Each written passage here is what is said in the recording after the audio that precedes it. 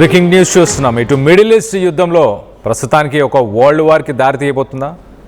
ఇటు యుద్ధంలోకి United Arab Emirates అలాగే Saudi Arabia డైరెక్ట్గా ఎంట్రీ ఇవ్వబోతున్నాయా? అమెరికాకు మద్దతుగా ఇటు ఇరాన్ పైన యుద్ధానికి సిద్ధమైన ఈ గల్ఫ్ దేశాలపై దాడులు చేయటం ఒకటైతే ఇటు హర్మోజ్ మూసేసి మరింత నష్టం చేస్తుందని ఇటు ఇరాన్ పైన ఆగ్రహాన్ని వ్యక్తపరుస్తున్నారు.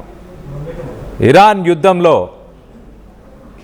ఇటు మొదటి పర్షియన్ గల్ఫ్ దేశం యునైటెడ్ అరబ్ ఎమిరేట్స్, ఇటు హర్మోజ్ తెరిచేందుకు ఇటు అమెరికాతో ఇటు యునైటెడ్ అరబ్ ఎమిరేట్స్ అలాగే సౌదీ అరేబియా రెండు చేతులు కలుపుతున్నాయి.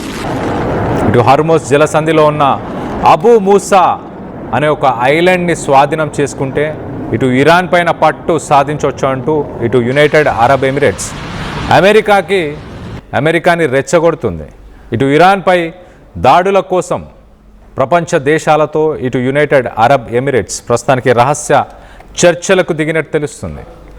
ఐక్యరాజ్య సమితి భద్రతా మండలి తీర్మానం కోసం ఇటు యునైటెడ్ అరబ్ ఎమిరేట్స్ ప్రయత్నాలు చేస్తున్నట్టు తెలుస్తుంది. దీనికి సంబంధించి మరింత డీటెయిల్గా మాట్లాడుకుందాం. ఒక్కసారిగా ఇటు యునైటెడ్ అరబ్ ఎమిరేట్స్ వాళ్ళ స్ట్రాటజీని షిఫ్ట్ చేశాయి ఈ యుద్ధంలో. గతంలో మనం చూస్తే యునైటెడ్ అరబ్ ఎమిరేట్స్కి సంబంధించిన ఎయిర్ బేసెస్ని అమెరికా వాడొద్దు అంటూ గతంలో ఒక డెసిషన్ని తీసుకుంది. అమెరికాకి తమ ఎయిర్ బేసెస్ వాడకుండా ఉండాలి అంటూ చెప్పుకొచ్చే ప్రయత్నం చేసింది. అలాగే ఈ ప్రస్తుతానికి ఎకనామిక్ డ్యామేజ్ ఇటు యునైటెడ్ అరబ్ ఎమిరేట్స్కి స్ట్రెయిట్ ఆఫ్ హార్మోజ్ వల్ల ఏదైతే ఒక ఎకనామిక్ డ్యామేజ్ అవుతుందో ఆ డ్యామేజ్ కంట్రోల్ చేయడానికి ప్రస్తుతానికి ఆఫీషియల్గా యుద్ధంలోకి పర్షియన్ గల్ఫ్ కంట్రీస్లో మొదటి కంట్రీ అని చెప్పొచ్చు యునైటెడ్ అరబ్ ఎమిరేట్స్ మరి యుద్ధంలోకి దిగాలనుకుంటుంది. ఒకసారి మనం చూస్తే కనుక ఇటు సౌదీ అరేబియా గతంలో అమెరికాకి ఇటు ఎయిర్ బేసెస్ని మిలిటరీ యూస్ కోసం ఇరాన్పై దాడులు చేయడానికి వాళ్ళ ఎయిర్ బేసెస్ని యూజ్ చేయకూడదంటూ ఇటు వాషింగ్టన్ రిపోర్ట్స్లో చాలా క్లియర్గా సౌదీ అరేబియా ప్రస్తుతానికి యుఎస్ ఎయిర్ ఫోర్సెస్ని కూడా అలౌ చేస్తున్నట్టు తెలుస్తుంది. ఎయిర్ బేసెస్ నుంచి డైరెక్ట్గా ఇరాన్ని అటాక్ చేయడానికి United Arab Emirates secret discussions చేస్తుంది ఇటు గ్లోబల్ పవర్స్తో.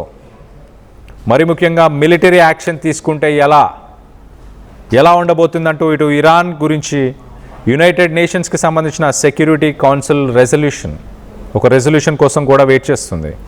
మరో పక్కన యూరోప్, ఏషియా అలాగే అమెరికా ఈ కంట్రీస్ అన్నీ కూడా కలిసి ఒక గ్లోబల్ కోయిలేషన్ అంటే ఒక గ్రూప్గా ఫామ్ అయ్యి ఒక ఫోర్స్ఫుల్గా స్ట్రెయిట్ ఆఫ్ హార్మోజ్ని ఓపెన్ చేయాలి.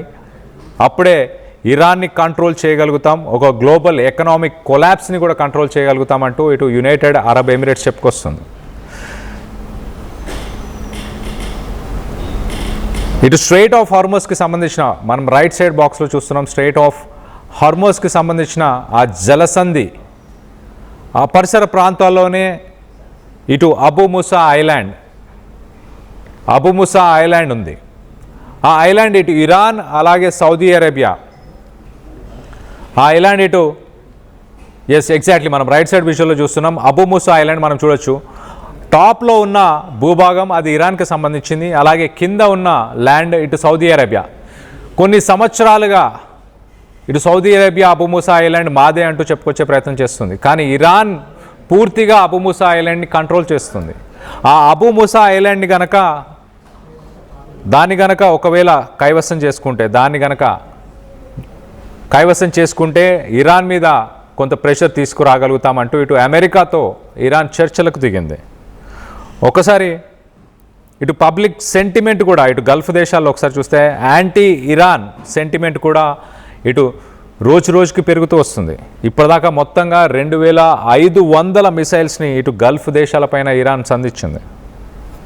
తెహ్రాన్ చాలా క్లియర్గా సివిలియన్ ఇన్ఫ్రాస్ట్రక్చర్, గల్ఫ్ దేశాల్లో ఉన్న సివిలియన్ ఇన్ఫ్రాస్ట్రక్చర్, అక్కడున్న అమెరికాకు సంబంధించిన ఐటీ కంపెనీస్ వీటన్నిటిని కూడా టార్గెట్ చేస్తాను అంటూ చెప్పుకొస్తుంది. రాత్రి సమయంలో ఇవాళ ఇండియన్ స్టాండర్డ్ టైమ్ జోన్ ప్రకారం నైట్ 10:30కి అమెరికాకు సంబంధించిన 18 ఆర్గనైజేషన్స్ వాటన్నిటినీ ఇరాన్ టార్గెట్ చేస్తూ అంటుంది. సో గల్ఫ్ దేశాలు ముందుకు రావాలి అంటూ ఇటు యునైటెడ్ అరబ్ ఎమిరేట్స్ సీక్రెట్గా డిస్కషన్స్ చేస్తుంది America, European countries, Asian countries. Saudi Arabia, మనం ఇంతకుముందు మాట్లాడుకున్నాం, ఇటు సౌదీ అరేబియాకు సంబంధించిన ప్రిన్స్ ఇటు ట్రంప్తో యుద్ధాన్ని ఆపకూడదు ఇరాన్ పైన, అక్కడ ప్రభుత్వాలు కూలిపోయేదాకా యుద్ధాన్ని కంటిన్యూ చేయాలంటూ ఇటు సౌదీ ప్రిన్స్ ట్రంప్తో మాట్లాడినట్టు తెలుస్తుంది. సో ఇప్పటిదాకా గల్ఫ్ కంట్రీస్ ఇండైరెక్ట్గానే ఇటు అమెరికా ఇజ్రాయెల్కి సపోర్ట్ చేశాయి, కానీ ఇప్పుడు ప్రస్తుతానికి డైరెక్ట్గా యుద్ధంలోకి దిగాలనుకుంటున్నాయి.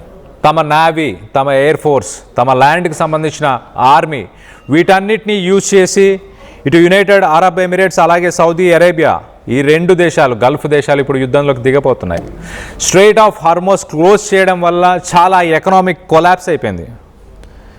ఇటు సౌదీ అరేబియాకి సంబంధించిన ఎకానమీ కొలాప్స్ అయిపోయిందని ఇటు సౌదీ అరేబియా అలాగే యునైటెడ్ అరబ్ ఎమిరేట్స్ ఈ రెండు దేశాలు చెప్పుకొస్తున్నాయి. యుద్ధం మరింత ఎస్కలేట్ అవుతుందా? మూడో ప్రపంచ యుద్ధం మనం ముందు వీడియోలో మాట్లాడుకున్నాం.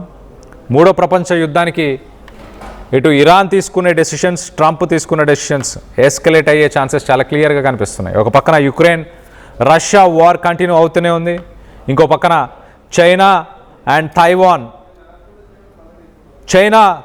తన భూభాగంలో ఉందంటూ ఇటు చైనా చెప్పుకొచ్చే ప్రయత్నం చేస్తుంది. సో చైనా ఏ క్షణమైనా తైవాన్ని అటాక్ చేసే అవకాశం ఉంది. తైవాన్ని ప్రొటెక్ట్ చేస్తూ అమెరికాకు సంబంధించిన నేవీ షిప్స్, సబ్మెరీన్స్ తైవాన్ పరిసర ప్రాంతాల్లో ఉన్న అవన్నీ కూడా ప్రస్తుతానికి మిడిల్ ఈస్ట్, ఇటు గల్ఫ్ ఆఫ్ ఒమాన్ పరిసర ప్రాంతాల్లోనే ఉన్నాయి. సో తైవాన్ని కాపాడడానికి అమెరికాకు సంబంధించిన సబ్మెరీన్స్, నేవీ షిప్స్ కూడా అక్కడ లేవు. సో ఇటు చైనా ఏ క్షణమైన తైవాన్ మీద అటాక్ చేసే అవకాశం ఉంది. ఇటు యూరోపియన్ కంట్రీస్లో మనం చూస్తే యుక్రెయిన్, రష్యా ఆల్రెడీ వార్ నడుస్తున్నాయి. ఇటు నాటో కంట్రీస్ కూడా మరి ఎవరి సైడ్ తీసుకోబోతున్నాయి. ప్రస్తుతానికైతే నాటో కంట్రీస్ కొంత డిస్టెన్స్ మెయింటైన్ చేస్తున్నాయి, కానీ ఏ క్షణమైనా నాటోకు సంబంధించిన కంట్రీస్ని ఇరాన్ అటాక్ చేస్తే మూడో ప్రపంచ యుద్ధం మొదలైనట్టే. దీనికి సంబంధించి మీరేమనుకుంటున్నారు? ఇటు గల్ఫ్ కంట్రీస్ కనుక డైరెక్ట్గా వార్లోకి ఇన్వాల్వ్ అవుతే దానివల్ల జరిగే నష్టం ఎలా ఉండబోతుంది? గల్ఫ్ కంట్రీస్ ఒక బ్రాండ్ని, ఒక ఇమేజ్ని ఇన్ని సంవత్సరాలు క్యారీ చేస్తూ వచ్చాయి, ఒక సేఫ్ అండ్ సెక్యూర్డ్ లొకేషన్ అంటూ. ఆ సేఫ్ అండ్ సెక్యూర్డ్ లొకేషన్ అన్న ఆ బ్రాండ్ ఇమేజ్ కాస్త గల్ఫ్ కంట్రీస్కి లేకుండా పోతే ఫ్యూచర్లో అక్కడ ఇన్వెస్ట్మెంట్స్ కావచ్చు, ట్రేడ్ కావచ్చు, బిజినెస్, ఇవన్నీ కూడా కొలాప్స్ అవ్వబోతున్నాయి. వాటన్నిటిని నిజంగానే గల్ఫ్ కంట్రీస్, మరి ముఖ్యంగా United Arab Emirates, Saudi Arabia risk చేయబోతున్నాయా? దీనికి సంబంధించి ప్రస్తుతానికి సీక్రెట్ డిస్కషన్స్ జరుగుతున్నాయంటూ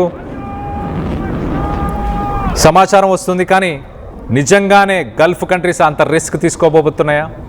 వాళ్ళ ఆయిల్ రిఫైనరీస్ని, మరో పక్కన ఇరాన్ నుంచి గల్ఫ్ కంట్రీస్ అన్నీ కూడా విత్ ఇన్ రీచ్, ఇరాన్కి సంబంధించిన షార్టెస్ట్ డిస్టెన్స్ మిసైల్స్ కూడా గల్ఫ్ కంట్రీస్ని చాలా సునాయాసంగా అవలీలగా అటాక్ చేయగలిగే రేంజ్లోనే, రేడియస్లోనే ఉన్నాయి. అయినా కూడా నిజంగానే యునైటెడ్ అరబ్ ఎమిరేట్స్ కావచ్చు, సౌదీ అరేబియా, ఇవన్నీ కూడా రిస్క్ తీసుకుంటాయా? ఇరాన్ దగ్గర ప్రస్తుతానికి యూజ్ చేసిన మిసైల్స్లో ఓన్లీ 5% మేము యూజ్ చేసాం, ఇంకా హైపోసోనిక్ మిసైల్స్, ఇంకా మాస్ డిస్ట్రక్షన్ చేయగలిగిన మిసైల్స్ మా దగ్గర ఉన్నాయంటూ ఇరాన్ చెప్తుంది. దీనికి సంబంధించి మీ అభిప్రాయాలు ఏంటనేది కింద కామెంట్ రూపంలో తెలియపరచండి. అలాగే యుద్ధం ఇంకో నెల రోజులు కొనసాగితే భారత్ పరిస్థితి ఏంటి? తీవ్ర సంక్షోభం వస్తుందా? ఎలాంటి ఇబ్బంది ఉండదని మీరు భావిస్తున్నారా? ఆయిల్ రిజర్వ్స్ 1-2 నెలలకు సంబంధించి ఆయిల్ రిజర్వ్స్ మన దగ్గర ఉన్నాయి, కానీ దాని తర్వాత ఏంటి? ఇరాన్ ప్రస్తుతానికి $136 పర్ బ్యారెల్ ప్రస్తుతానికి ప్రపంచ దేశాలకు అమ్ముతుంది.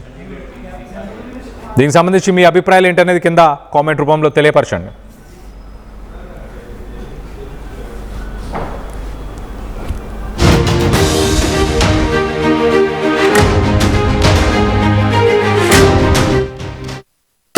Enriching the learning experience with the leaders and resources of the world. KL Global Business School.